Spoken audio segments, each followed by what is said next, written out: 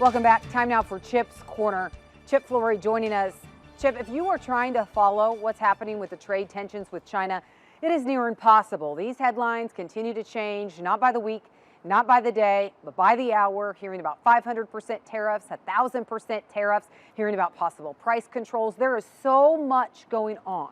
If you are a farmer, it is challenging to follow what's happening with policy right now. Oh, it's challenging for anybody to try to keep up with what is happening with trade policy right now. I think the bottom line is that we're looking at a whole lot of positioning, okay?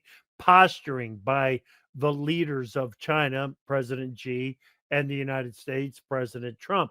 We had the former ag chief negotiator from the U.S. Trade Reps Office, uh, Greg Dowd, on the show earlier last week, and he reminded us that the plenary meeting of the Chinese Communist Party is coming up next week.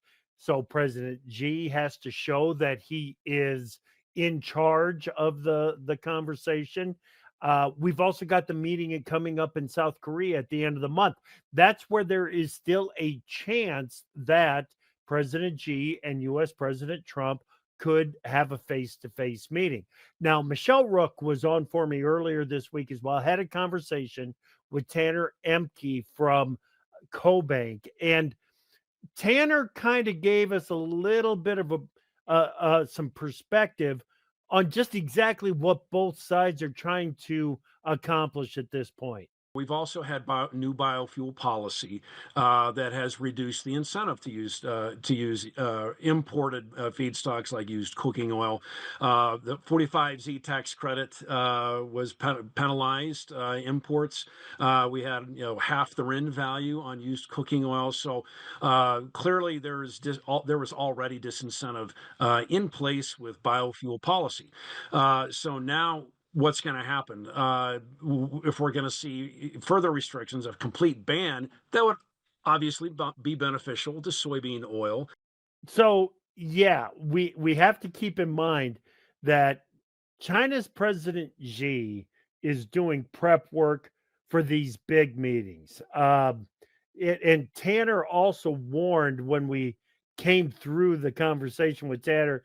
Tanner also warned that any of the positioning that is happening right now should not be taken as long-term policy. None of this has been etched in stone at this point.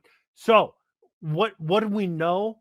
Because the temperature is going up on the talks. We know that we can see that President Trump and President Xi are positioning for, I think, what they both assume is going to be kind of a dramatic conclusion to these talks with China, the trade talks. The problem is, I don't think anybody on the ground really knows how it's going to end up here yet, Tyne.